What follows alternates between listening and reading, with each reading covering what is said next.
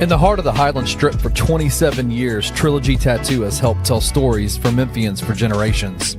Located at 530 South Highland, Richie and his team are waiting to help you tell yours.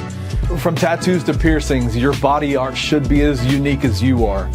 Voted a Memphis Flyer top 3 tattoo shop in the city of Memphis since day one. Your story will be safe here at Trilogy Tattoo. Open 7 days a week, Monday through Saturday, 11 to 11, and 3 to 11 on Sundays. They have convenient times waiting on you. Let Trilogy Tattoo help you tell your story.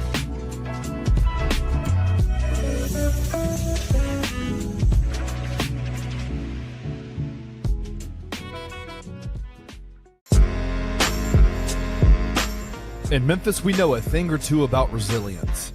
From the grindhouse to the Delta, we protect what's ours. But when pests invade your home, it's time to fight back.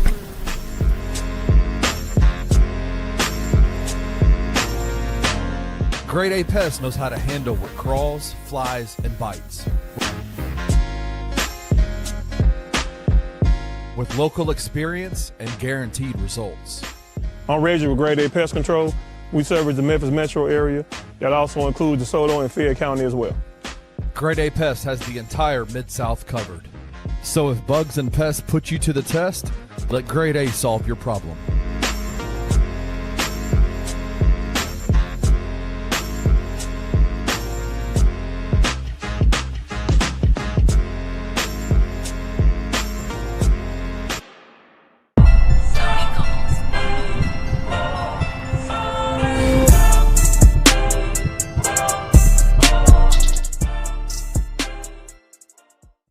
What is up, everybody? Welcome to the post-game Sports Show. I got my guy Kenny Stubblefield hanging out with me tonight. As beggars can't be choosers, the Memphis Grizzlies get a solid road win tonight. After blowing a double-digit lead, Kenny, for the third time in 4 games, the Grizzlies hang on, find a way to win, and there are a lot of positives to take away from this game.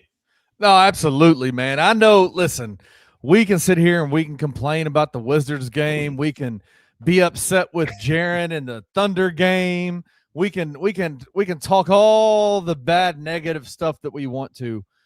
But man, a win just feels damn good, bro. Like it just feels good. Yeah, man. On the Two Buck Sports Show, we do a thing called the Beale Street Heat Check, where we take 10 games at a time and we look at how the game, like how the season is laying out. Yep. We went 4-6 in the first 10, 4-6 in the second 10, but we're 6-4 in this set of 10 games, man. It's only up from here, baby. It's only up from here. I want to talk all the shit I want about that Wizards game, though. I paid hard-earned money for that game. Took my beautiful girlfriend on a date to the Wizards game that night. Watched them in them Madden NFL create a team ass jerseys play against the Grizzlies. And we're up double digits at halftime and blew that game. But we're not talking about that. We're talking about the Memphis Grizzlies beating the White Oaks, as Drew Gann called them. The Utah Jazz, 137-128. Grizz get a good road win in what had to be kind of a gritty win, right? Like up big, tie ball game. Up big, down by 4. Up big, close again, and then for us to pull away and win by 9, Kenny, I will take that all day and twice on Sundays in the midst of this week. Yeah, it was one of those games where it was very clear pretty early on. Defense was totally optional in this game for both teams. Like, buddy. I mean, and I would love to. One of the things I wish that I had gone into FanDuel and bet the over, smash the over on the actual over under point totals, because it was, 137 to 128. While yes, it's a fun game to watch because there's a shit ton of offense happening and it was a lot of fun. Damn, dude, the defense was not great. It was a pillow fight defensively.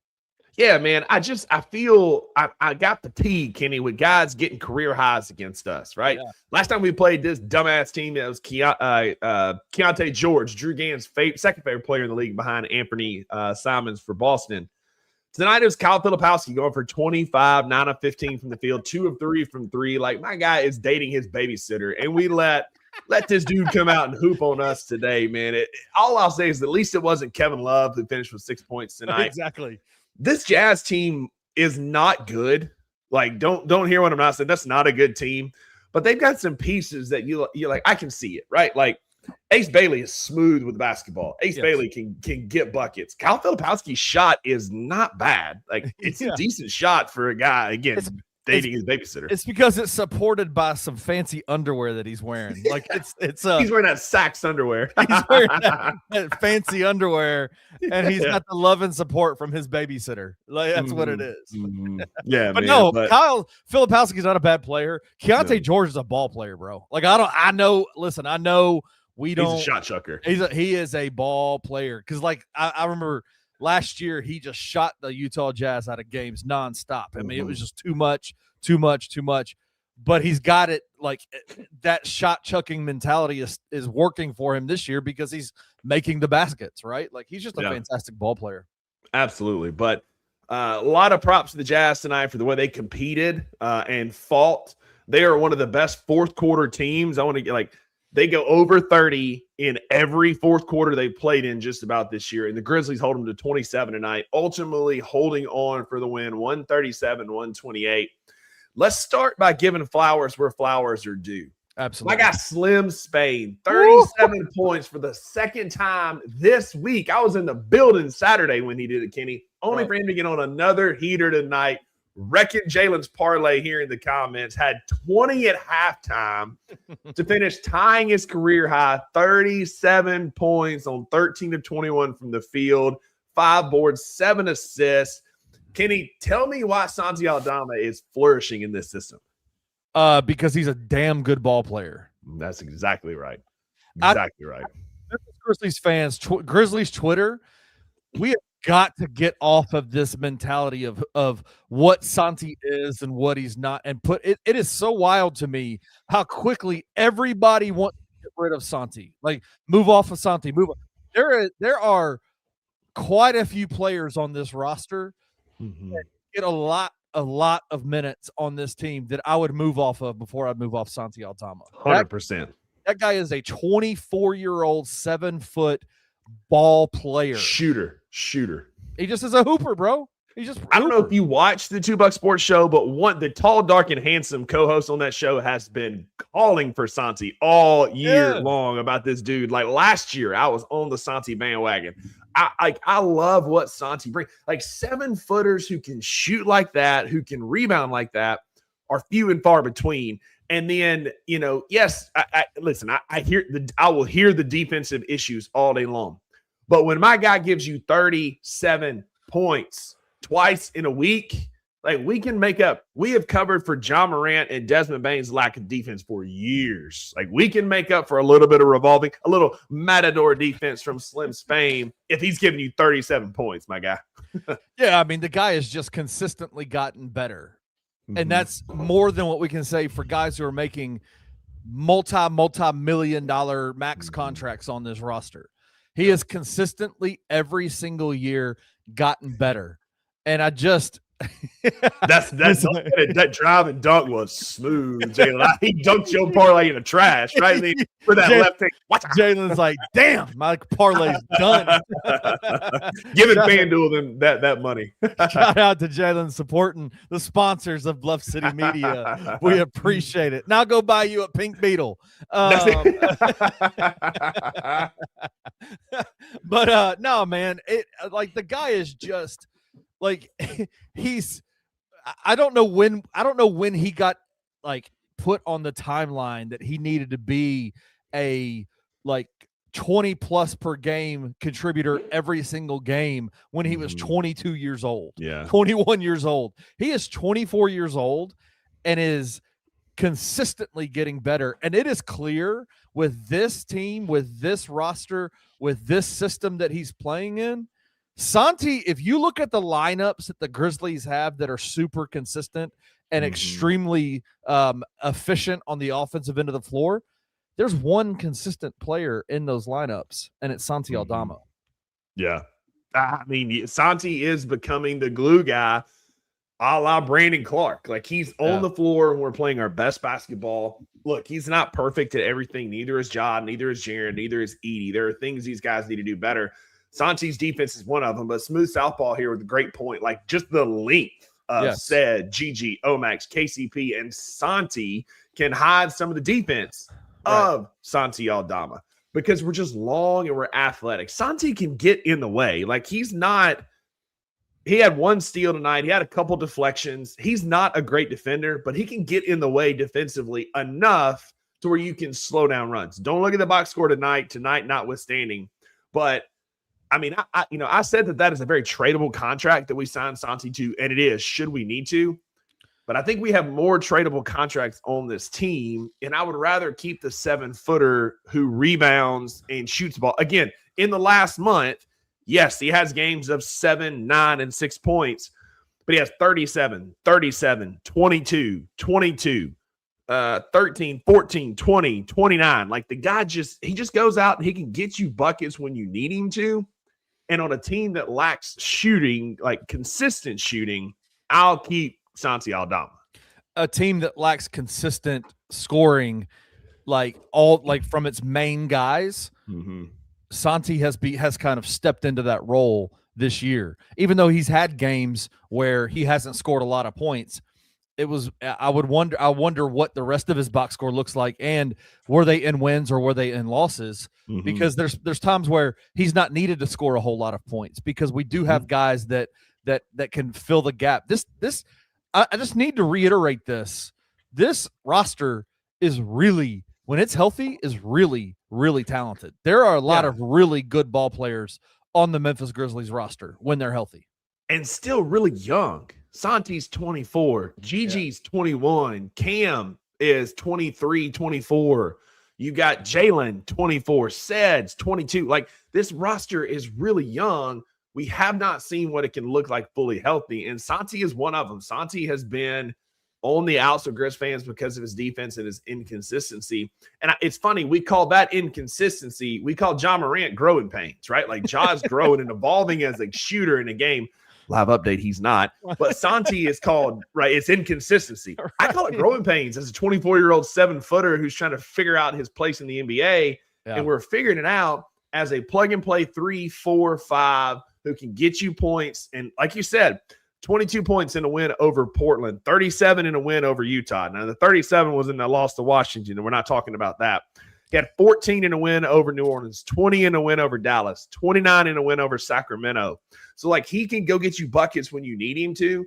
And listen, Santi's never going to be the number one option, but I'm completely fine with him being that 4th, 5th option. And then on the nights when Jaren are out, don't have it, Edie's out, doesn't have it, you feed Slim Spain and let 7 go to work. Absolutely, man. I think he's proven he can do it. He's proven that he is a guy that is a matchup nightmare for other teams. Oh, yeah. That's it. That's what the NBA basketball game is all about. It's about creating mismatches. And when you have the ability to take a guy like Santi Aldama and put him at the 3, put him at the 4, sometimes you could even run him at the 5 if you needed to. You don't do it often, but you can if you needed to.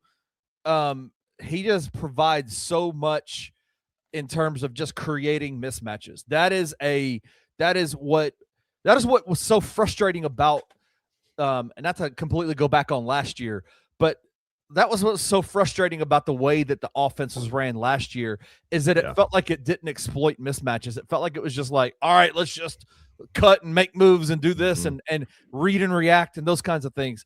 Basketball, from the time James Naismith nailed a peach basket up to a board and started saying, hey, all 5 of y'all play against the 5 of you over here, it's literally been about how can we get this really good player on this really bad player and exploit that. That's what basketball is. And Santi is a walking mismatch.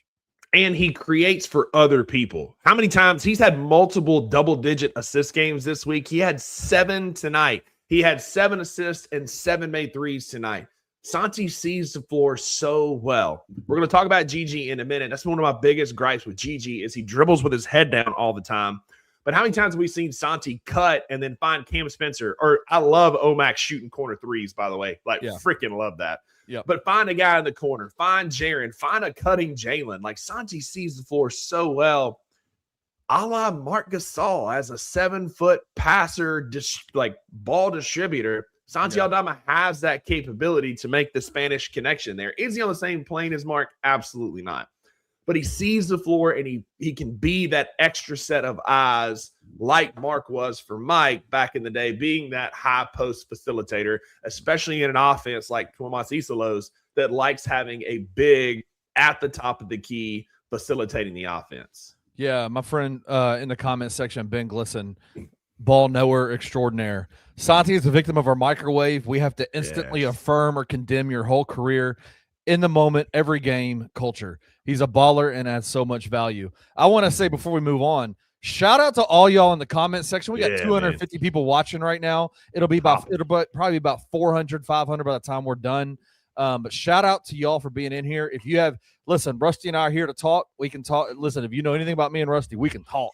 Yeah. But you guys are here. We want to talk to you guys too. Yeah. If you have a comment, if you have a question, anything, throw them in the chat. One of us will be looking. We'll start, talk about it, and we'll bring it up. So thank you. Shout out to y'all.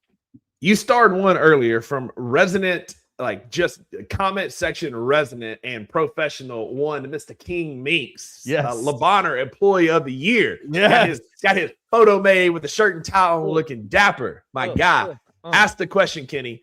So, Rusty and Kenny, who's your MVP for the night? I saw you star this earlier. I'll let you go first. And then just know I'm going to get my shit off about somebody who I never gave up on. So go ahead, Kenny. Who's your MVP of the night? Let me see. I'm going to go Santi Aldama. Clearly. I mean, he was the international player of the game, player of the game. I mean, that's hard to argue with.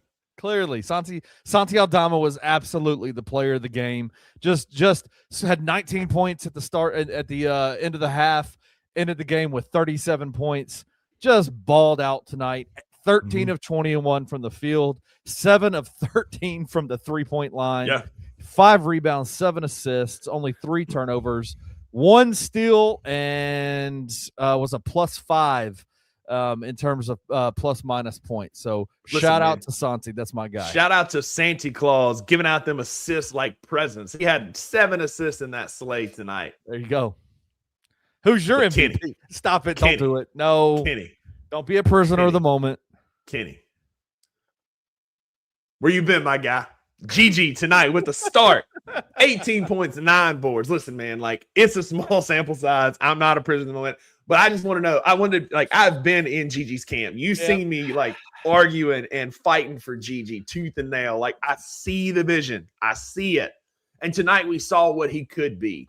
This is Gigi's tight role. Is he an every game starter? Absolutely not. Like I don't want him to be a starter in any capacity.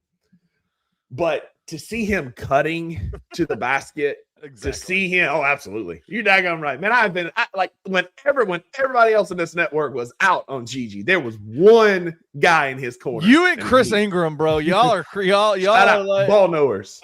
Rest y'all casuals. Apparently, I don't know. Because like tonight, like Gigi dribbled with his head up. He did the hustle things really well. That dunk, like that little, he loves that little up fake at the free throw line, two steps, and yabo dunk on somebody's head. Like Gigi looked the part tonight. He looked athletic. He looked free. But the biggest thing is that crooked letter in the rebound column. How many times do we see Gigi dribbling with his head down, like not looking around, just either I'm shooting or I'm frustrated that I'm not getting the ball and shooting. But tonight he put himself in good position and he got a block and he had some deflections. Dude. This was the best Gigi Jackson game I've seen in 2 years. And again, it's one game.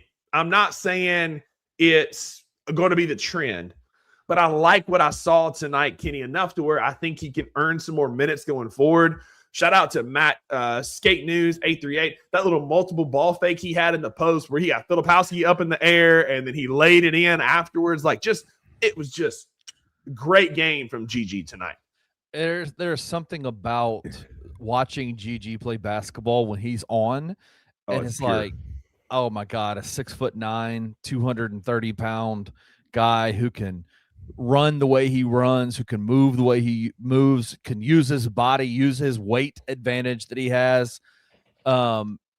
It's so interesting, man. Like Brevin Knight talked about it on the broadcast tonight, and I totally agree with him on this. What made it so impressive was that Gigi stayed within himself the entirety of the game. Smooth Southpaw said Gigi started the game very controlled and stayed that way. It's the truth. Like that was what was so. Y'all are moving this thing way too fast. I can't click off of it. Shout out to you for the comments. But no, keep them coming. It was just what I loved about what he did was that he didn't feel the need to all right, man, I'm seeing some success here. Let me start to press, right? Like that's one of the things that we've seen in him is that he sees a little bit of success and then it just becomes I've got to press and just maximize this moment right now. And shout out Ben Glisson. Yes. To what you're like the Euro move that you're talking about when he's just in his bag and he's free flowing, Kenny. It's just you see it. Like Ben says here, like you were just saying, like you see it in those moments, right? Yeah, man. It's so when he allowed the game to come to him and he played within the system in which it's very clear the Grizzlies were playing with on the offensive end of the floor tonight. He was playing within that ball movement, playing within himself, just doing the little things like help side defense, weak side rebounding, defensive rebounding. The man, he had 18 points, and that's awesome. He was 7 for 9, 2 of 4 from the 3-point line. Yeah. But it's almost more impressive that he had 9 rebounds tonight. Like that is something that you would not have seen Gigi do in the last couple of years. And so he has, from the beginning during this offseason, he has said all the right things every time that he's been talked to by the media, because we see the tendencies of Gigi and you say, God, this dude could be such a ball player for this team. Man. And there was just it was so confusing to us because all the things that were being said throughout the offseason about how Coach Isolo was pushing him and how he was coaching him and what his expectations were, and that Coach Isolo had let him know what his role was going to be. The fact that he wasn't getting any minutes was so confusing, I think, to all of us, especially here on this network. We were like, what is going on behind the scenes that is not allowing this to happen?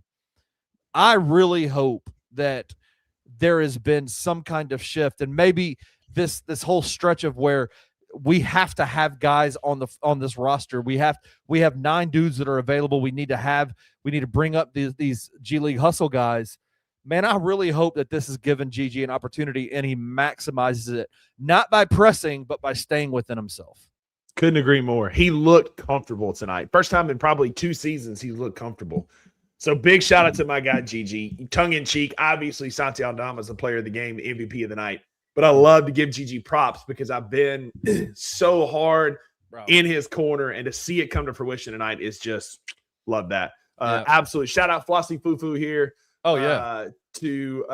Big shout out here. What a game for Gigi. So happy to see him getting minutes, regardless of why. Agreed. Keith Fisher brings up a great point here. Got to give props to T.I. here, too. Our offense was flowing, 8 injuries, and we didn't play like we were shorthanded. And it was because of guys like Gigi, who we spent the last few minutes talking about, guys like Jock Landale, who continues to be just a force off the bench. And I want to give a quick shout out. You talked about hustle players. Javon Small has not played in over a month, like over a month because of his toe. Comes out tonight, 12 big minutes. No, his shots weren't falling, 0 for 4 from the field, but 7 assists tonight in the back, off the court, off the bench, in that backcourt. Shout out Javon Small, like undersized guard. It's just a West Virginia guard thing, Kenny, where he's going to come in, he's going to play his ass off. He's going to defend you when you get off the bus, but 7 big assists. I love watching Javon Small play basketball. No, he was awesome tonight. Even with what you saw out of him in the preseason, in the summer league, in the preseason games, you're like, wow, the Grizzlies have something here with him, right? That was before Cam Spencer went absolutely nuclear, and you're like, whoa, they got something with Cam too. Javon obviously was hurt, had the turf toe injury, couldn't play. Got his first minutes of the regular season tonight, and like let's be honest about it. Both of us have played ball. All of you guys in this comment section that have played ball, you know, when you're injured or when you haven't played a long time, the last thing to come back is your jump shot. The last thing to come back. It takes time to get that fluidity back in your jumper. But 7 assists, 12 minutes, 7 assists, only 1 turnover, 1 steal, 2 rebounds. Just a fantastic ball game. In his first time back, it was really good to see. Dogged defender. He got after Colliers. He got after Keontae George. Whoever was in front of him, Javon Small was on they ass like white on rice tonight. And you love to see it because that dude got after it, and he hasn't played in a month at least. And to come in and play with that much intensity and aggressiveness on both ends of the floor.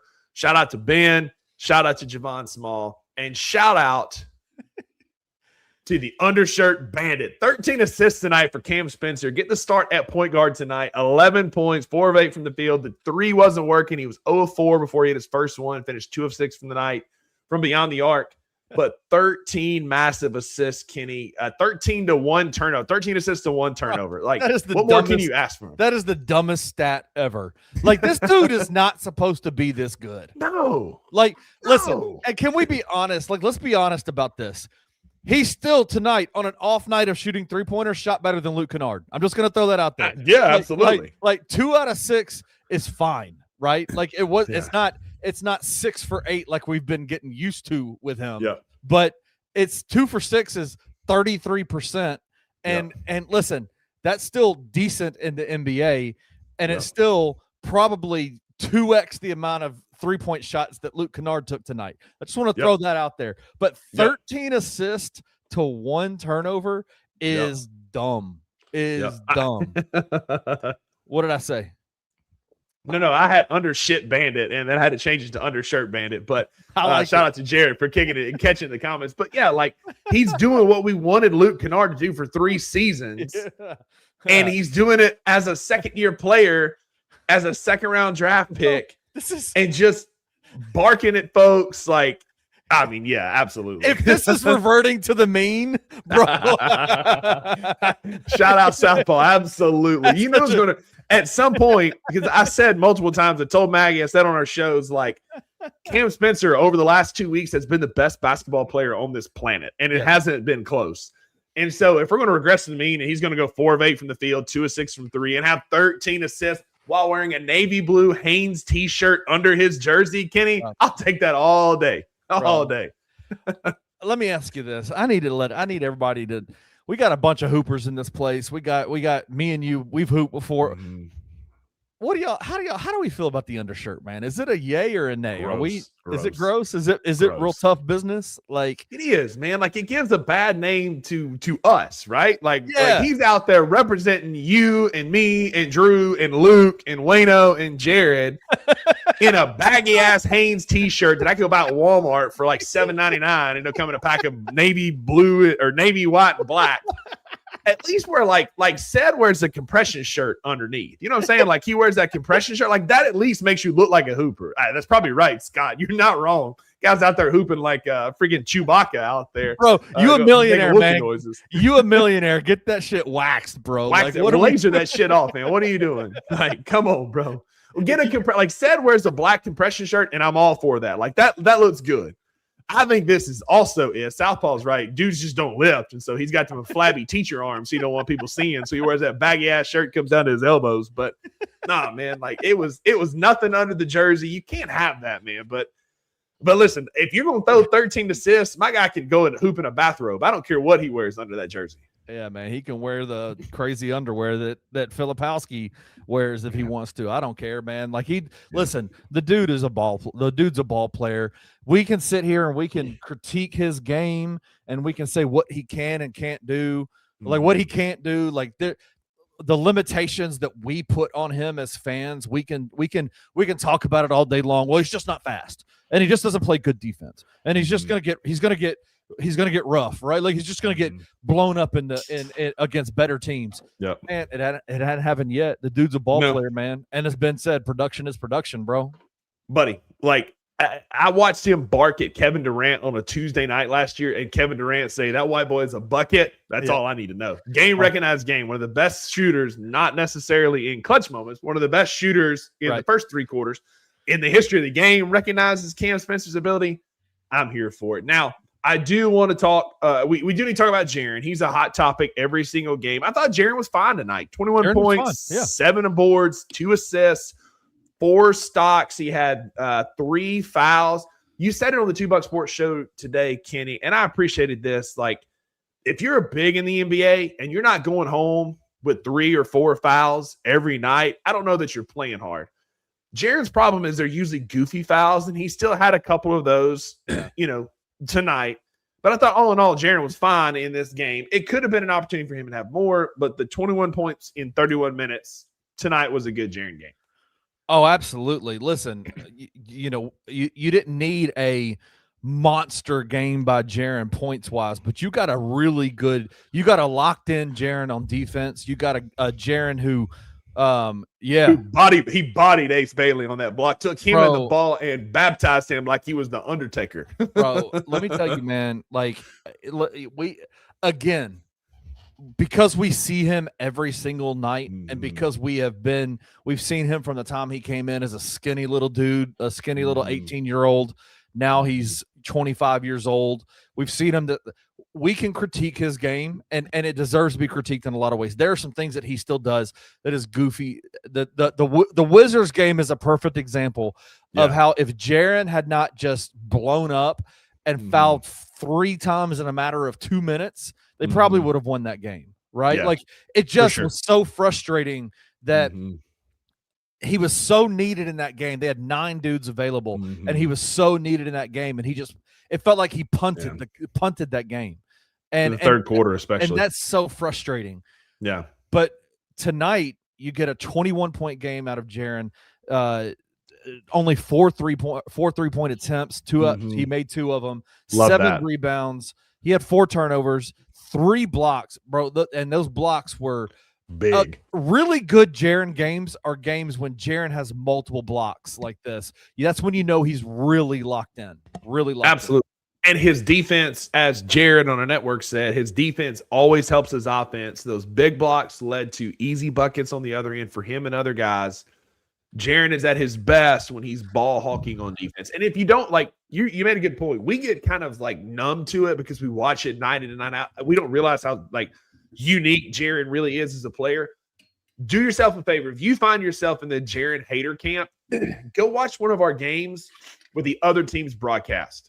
Like, listen to what they say about Jaren, because they don't see it all the time. And they're like, look, like, yes, the foul troubles, the immaturities are issues. But, like, I've watched some of the highlights from, like, the Wizards game with some of their broadcasts. In that first half, like, they were just like this dude, like, just hyping up how special a player like Jaren is, who can get you 3 or 4 stocks on a nightly basis, get you 20 points, who can be that anchor defensively, but also be, like, one of the best ISO bigs in the league. We get kind of accustomed to seeing what he can truly do. We don't appreciate it. Go listen to some of the other broadcasts and you'll hear what the rest of the league is saying about him. And you'll see that we live in a bubble here in Memphis that rightfully gets frustrated with it, but lets that overarch some of the things he does incredibly well. Yeah. I mean, like, a game like this doesn't excuse the games that he has where it's just like you took 3 shots tonight. Like, how does that happen? Like last night against Oklahoma City, you took 8 shots. Like, how does that happen? Right? Like, well, it happened last night against Oklahoma City because they threw everything they had at him defensively because that's what they could do. Right. But there are other games like Kings games and Cavs games where he had no business taking 3 or 4 shots. Yeah. No, I mean, he is as frustrating of a player as he is at times. He is he's a fantastic player. And I'll just say this, like, even tonight, like in a lot of ways, he just looked like another dude out there. And that's fine. You know what I'm saying? Like, everybody was cooking tonight. Look at this. Yep. I mean, this starting lineup for the Grizzlies tonight was really impactful. There was not a single negative plus minus in that group. Every one of them there's 5 all 5 of the starters were in double digits. I mean, everybody was there were, again, defense was optional tonight. Everybody was scoring. You didn't need Jaren to have a 37-point game. You had Santi who did that. You had Gigi Jackson who gave you 18 points off the which is just playing with house money. You had Jalen Wells shooting again. You had Cam Spencer diamond out assist. You had a lot happening, and you just needed Jaren to be effective when he was out there, block shots, play good defense, get rebounds, and score when he had the ball. And that's what he did. That's what he did. A couple other players I've mentioned. I mentioned Omax earlier. I love the corner three for Omax. If he can hit that consistently, that's his role on this team. You can be the energy guy who gets rebounds, had 3 assists tonight, but a corner kick out 3 option. And he had that one step back where he caught it inside of the line, took one dribble step back and buried that corner 3. Like, I can get used to Omax on that. And we got to talk about our brethren from the land down under, Mr. Jock Landale, in a role that fits him, right? Like, he's not a starter. He's not a 30-minute kind of guy. But if you get him in a 20, 21-minute role like he had tonight, 6 of 10 from the field, the 3 ball wasn't falling for him. He finished 1 of 4, but 8 rebounds. And only 2 of those 8 rebounds were defensive. He had 6 offensive rebounds, several putbacks. And Kenny, he got fouled, missed both free throws, got frustrated, caught the rebound, and got 2 more free throws and made both of them. Like, Jock doing all the work tonight for the Grizzlies. Jock is it. I feel so bad for Jock because of the start of the season and the fact that he was being played in a way out of necessity, being played in a way that just didn't fit him. And even in that sense, like, even during that time period, he was still playing very, very well. He was the leading 3-point shooter on this team, which tells you all you need to know about how the 3-point shooting at the beginning of the season was. But he was balling out, right? Like, he was shooting the ball, playing really well. There are clear, obvious flaws in his game. Somebody said, I think we were talking about on, I think Drew said it on the 2 Buck Sports Show today. If he had hands, he'd probably be a first string, a starter, right? Absolutely. There's a reason why he's a career journeyman. There's a reason why he's been on 6 teams in 7 years, and it's okay. Like, the guy is a fan. Like, what he does for that back line in the second rotation is really, really good. And there's the drop off in terms of, like, what you see him do out there is pretty. It's just impressive, man. He's a mean. Yeah. He plays with a certain level of edge and meanness that I really, really like out of that second rotation. Because there's a lot of dudes in that second rotation that are flashy and pretty with their games, and they have this and all that. They play what, but having a guy like Jock out there who's gonna bang, just whack, just smack you around, it's really nice. He's been very good for the Grizzlies this year. Shout out to our boy Anthony Sane. He tweeted this out, and this has kind of stuck with me a little bit, and I wanted to throw this up here. Like, since coming to the Grizzlies, he's playing 10 more minutes, averaging almost 7 points more per game, over a rebound more, and has gone up by 12% in his 3-point percentage. He has answered the bell. He gets some flack, and I'll be honest, I've given him flack as well. But it was asking him to do too much, right? Like, we were asking a Pinto to race a Ferrari here, right? Like, we were asking it to do something he's not capable of. But filling in this tight role where he had 21 minutes off the bench tonight, that's perfect. Like, where he is that third big behind Edie, Jaren, Edie, BC, whoever it may be, coming off the bench, giving you 18 to 20 really good minutes. Jock has a role on this team.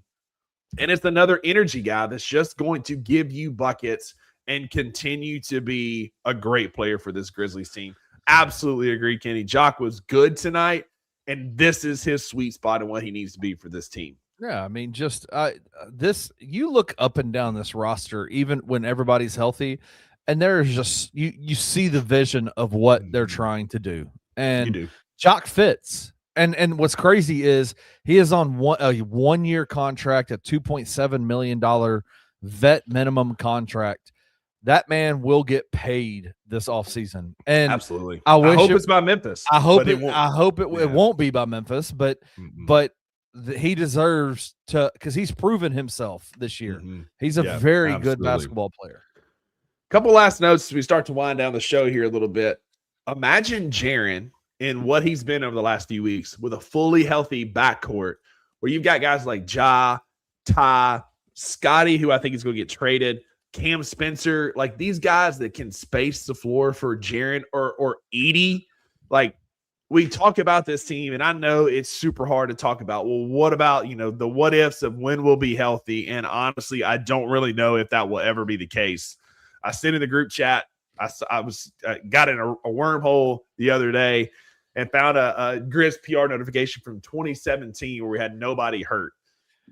We had one last year. You threw everybody off with that tweet. I just want to throw that out there. That was mean. But I want y'all to.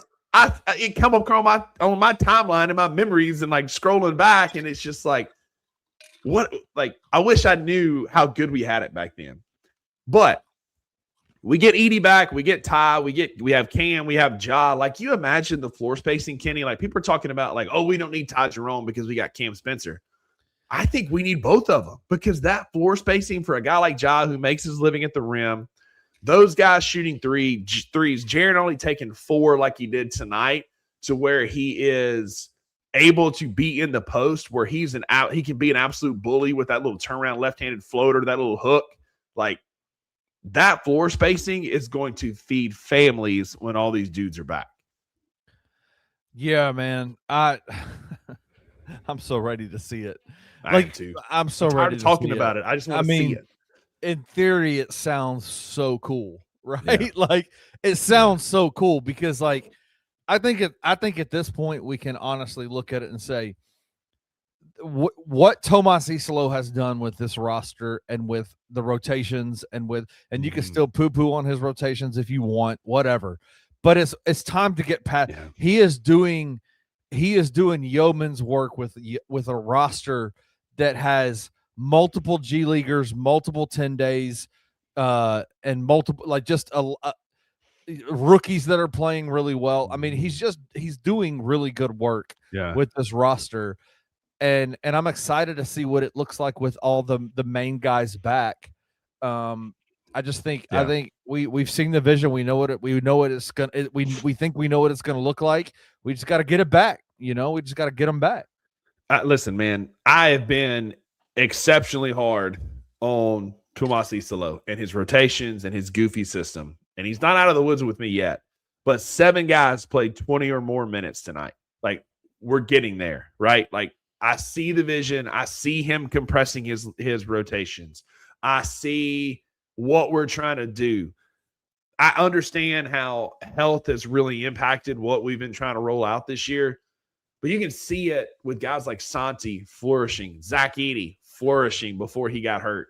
Like, these guys are going to work in this offense. I can see how this will work in the NBA. I just need to see us do it fully healthy, Kenny. And I give props to Isolo. He has stuck to his guns. He has stuck to his system, but he is playing our best players more. Yeah. Tonight, our minutes leader was the hot hand Santi Aldama. He had 35 points, or 35 minutes, and he had 37 points. Jalen Wells, who was a defensive menace, somebody said a few minutes ago, he was just absolutely, it was Kendarius. Jalen was just taking the ball from people, like, just walked up to him and snatched it away from him. Yeah. And he played 32 minutes. Cam, 32 minutes. Jaren, 31. Gigi had 30 minutes tonight because he was not a defensive liability and he had 18 points. Like, shout out to T.I. for playing the better players more and giving these dudes a longer leash. I like what I'm seeing as we're progressing. The rotation has shortened, and I appreciate that. Yeah, absolutely. I mean, this box score looks really, really nice with the minutes distribution. This is what you want to see. This looks like a competitor. This looks like a contender type rotation. It does. What it looks like to me. It does. Now just imagine what it's going to look like with Ja Morant in that starting 5, what it's going to look like with Cedric Coward in that starting 5, with Jalen Wells, with Jaren Jackson Jr. and Zach Edey, and then take Santi Aldama, Gigi Jackson, Cam Spencer, and move them into that second, the bench area, and go, okay, there's going to be some guys.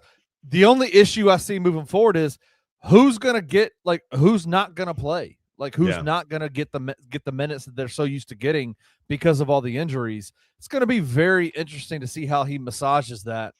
But I have trust that he'll be able to do it. So yeah, I mean, you know, in the future, you're not getting 10 minutes from Christian Coloco. You're not getting 21 from Jock. You're probably not getting 20 from KCP. Like, those dudes are going to be 14 to 16-minute kind of guys because you're going to be running out more players who can do better, right? Who can get you. Ty Jerome is going to be a 25, 30-minute a night guy. Like, that guy's going to get a lot of run. Cam Spencer has earned 25 minutes a night, in my opinion. If GG plays like this, he's earned 15 to 18 minutes, in my opinion.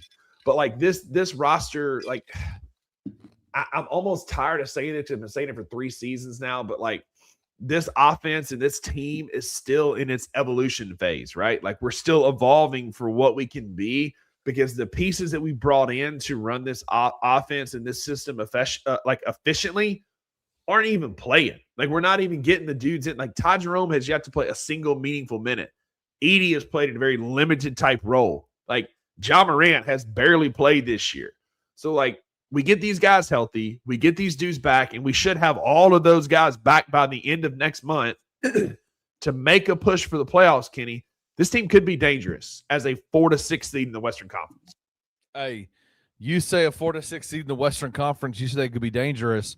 South Sean says a fully healthy Grizzlies going to the Western Conference Finals. Shout out to my guy, South Sean. Let's go. Stand on business, baby. He said Edey is the key. 100%. 100%. The Grizzlies currently sit, as we update our playoff position, the Grizzlies sit at 14-16. We're a game behind the Golden State Warriors. We are a game and a half ahead of Portland. We are firmly in the play-in, Kenny. 6-4 in our last 10. Starting a new streak tonight. We play again on Friday night. I'll be in the building. I bought these freaking tickets to take my nephews to this game because my middle nephew is a huge Giannis fan, and I'm like, he's going to finally get to see Giannis play, and the son of a gun is hurt and not going to play. But we'll be in the building. Like, I want to see us carry some of this momentum into that Bucks game on Friday night after Christmas. Let's get our Christmas, be jolly, do all the things, and then go take care of business on Friday night. Absolutely. What's everybody doing for Christmas? Are y'all excited? It's the Christmas Eve is tomorrow. It's my mom's birthday tomorrow. Let's go. Shout out to Kim Stubblefield. Yeah. She is, I'm not going to say her age, but she is an amazing person. Happy birthday to you. And then we got all of my family coming into town, man. It's going to be a lot of fun.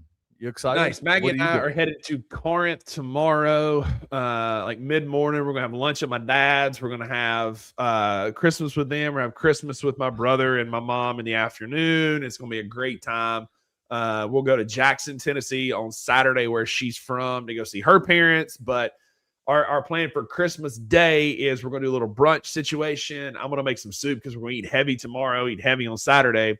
A little brunch situation, make a little soup for Sunday or for Christmas Day. We'll open presents, and our traditions are Christmas Eve, we watch Christmas Vacation, which is the best Christmas movie of all time. The best. On Christmas Day, we're going to watch the Jim Carrey Grinch movie, which is awesome. It's Maggie's favorite. I love that movie. It's really good. It holds up. And then we're going to watch freaking Stranger Things because that comes out on Christmas Day, and cannot wait for the next drop of Stranger Things, which we will binge over the next few days. But yeah, man, the goal is, as Ninja DJ says here, gaining weight and sleeping. Like, that's the goal of Christmas right now. Absolutely. Well, listen, we'll be back here tomorrow. Here at BCM, we take breaks, very short breaks. We'll be here tomorrow, 7:30 in the morning with the Daily Grind, Loot Hatmaker, and I don't know who else is on with him. But then at 11 o'clock, $2 Sports Show. And then at 1 o'clock, Anthony Sane Show. And there might be a special edition of the Night Court tomorrow. So you might see the Night Court tomorrow. Brevin and Rob are flying in tonight. I might be at Brevin's place early in the morning tomorrow, and I'll get it out before the end of the day. So, I like it. Attaboy, Kenny. Yeah, you will not see me tomorrow. So Merry Christmas, Happy Holidays, whatever your holiday experience or celebration is. I hope it is joyous and prosperous and healthy as we head into 2026. There are big things coming for Bluff City Media. We've had some addition. We've had some addition by subtraction. A lot of good things happening for Bluff City Media, and we're appreciating every single one of y'all, all 330 of y'all in the comments, hanging out with us. If you're here, if you're in YouTube, thank you so much. We appreciate y'all hanging out. Go get drunk in Kendarius. He's having the party. That's where to be. But y'all give us a thumbs up on this. It helps us more than you know. Doesn't cost you a dime. Doesn't sign you up to do anything for y'all, but it does a lot for us. Help move us up in the algorithm. We really, really appreciate y'all. Y'all drive these shows. Kenny and I get up here. We're two fools who just love to talk hoops, and we can talk all night, but y'all make us sound smarter with your takes. Hopping in the comments. We certainly appreciate y'all doing that for us. I wish everybody a very Merry Christmas, and I appreciate y'all. I'll see y'all again on Friday. Kenny will be here tomorrow. I'm going to wrap this up for us, Kenny. On behalf of Kenny Stubblefield, all of us here at Bluff City Media, have a great night. Merry Christmas. Merry Christmas Eve. We'll be back tomorrow at 7:30 a.m. Come hang out with the Daily Grind. We'll see y'all then.